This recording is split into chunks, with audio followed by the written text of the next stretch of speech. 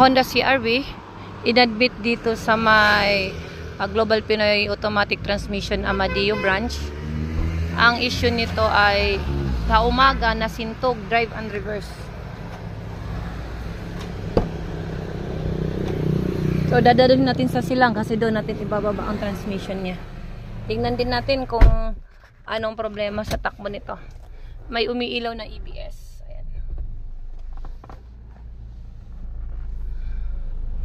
Ang ganda pa naman ito, no?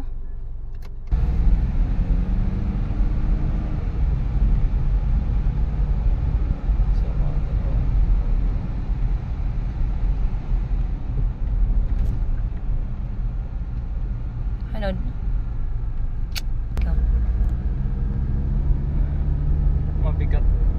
Mabigat na yung transmission niya, hindi na nakakasabay. Lalo ito pag bagong andar to.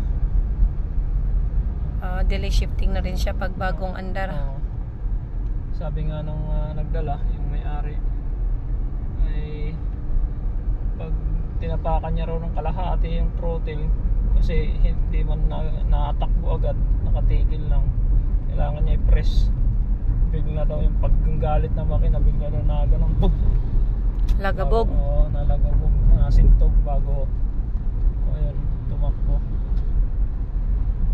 Yun ang problema niya, naugong daw ang makina bago kumapit.